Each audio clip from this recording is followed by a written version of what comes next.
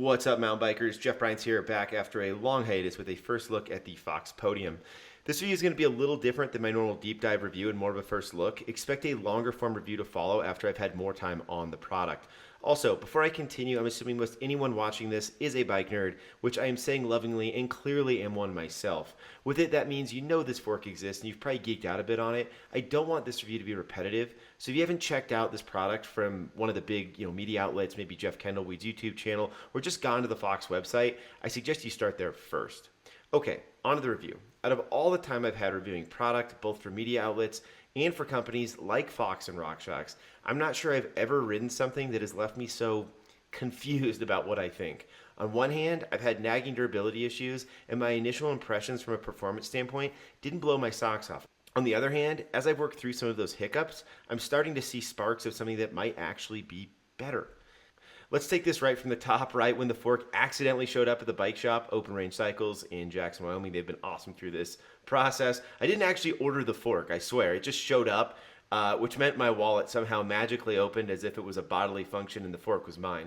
Pulling out of the box, the initial impressions were very good. I'm not one to really care about the aesthetics of my bike, but man, this one is a looker. Holding it in your hands, you get a feeling just how burly it is. The uppers feel more akin to something that would be on my TX300 than any other mountain bike fork in my garage. It is a handful and it's heavy. On that note, I know there's this allergy to dual crown setups for enduro bikes, but at this point, I gotta start wondering why. The Podium is not any lighter than a number of downhill forks, and as cool as the single crown thing may be, there are real benefits to a dual crown setup. The moto guys are not wrong. I know, most enduro bikes, and certainly most, if not all, trail bikes can't handle a dual crown due to frame limitations, but I do think as an industry, we gotta get over this. We gotta reconsider this entirely. My digressions aside, installation was uneventful, despite the little nuances communicated by other reviewers, such as the brake hose routing. I get into that later. Getting the wheel to sit in the dropouts, that's really not a big deal. Needing a 20mm front axle wheel, that bothered me.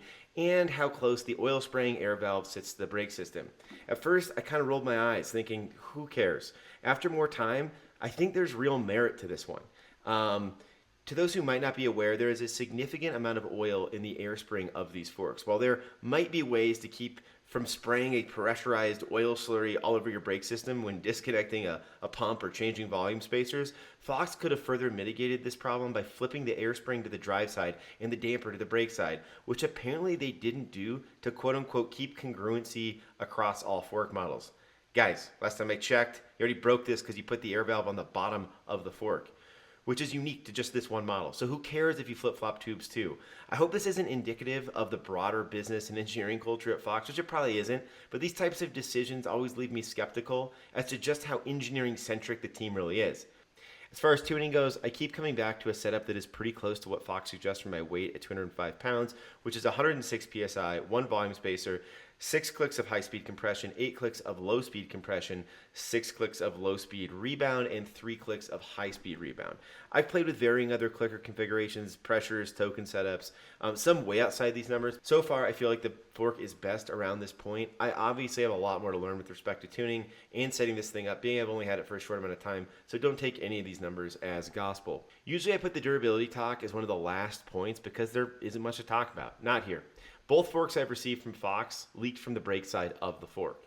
The first one was very bad, ruining a set of pads on my very first lap. The second one, not as bad, but it's still enough. I need to keep an eye on it. Those wondering, this is not what I would call like oil weeping from break-in or something. It's a lot more oil, it keeps coming, and if I don't keep an eye on it, I will ruin a set of pads on both forks, if I'm not babysitting this. So, oil leaks aside, let's just pretend that's not happening. How do I think it's working going downhill? Well, so far I'm pretty lukewarm. Before I continue, here are the main questions I ask myself when evaluating product. Does it make me faster? Does it help me ride more consistently? I.e., am I able to go fast without crashing, or does it help my kind of lap times tighten? Is it more durable? Is it more easily serviceable? And or will it stand the test of time? So far, to all of these answers across the board, I gotta say no. Does this make the fork bad? Well, no. Let's pretend the oil issue wasn't a thing, the price point wasn't so high, weight was a little less, it didn't require a new front wheel, and there was a good front fender option. Yeah, I know that's a lot of things to overlook, but stay with me because I do believe there are sparks of something with a lot of potential here. Others have already covered this in detail, but upside down forks do have certain design engineering benefits, including heightened bushing overlap, a chassis that won't fold underneath you as much under heavy braking, and a flex profile that should help you gain additional amounts of grip. On the trail, this is something you need to ride to experience because it is different. In some ways, it's great, and it kind of rides at a different frequency. It kind of deadens the trail. In other ways, I'd say heavy braking followed by a big compression in a turn. The fork can feel vague, like I can feel the front wheel twisting and loading up a bit. It's kind of strange. My analogy here would be for the skiers out there. There are skis with metal, skis without metal, skis with carbon stringers, skis without that, all these different layups. And you kind of got to decide as a skier what works for you. Well, I'd say there's no one-size-fits-all in chassis. We've already kind of discovered that in the mountain bike world. And parsing this or just getting to understand this as we flip the fork upside down is going to take some time. I'll update this review as I get a feel for this more. But I just don't think this is a, hey, everybody flock to this. It's better for no matter who you are, it's the right thing for you. As to the damping and bump eating performance, I'm torn. While it's certainly composed and offers a ton of support, I've also found it can border on feeling harsh and maybe too muted regardless of where I set the damper. I've had friends echo my thoughts after a spin on my bike. Overall, I'm not blown away.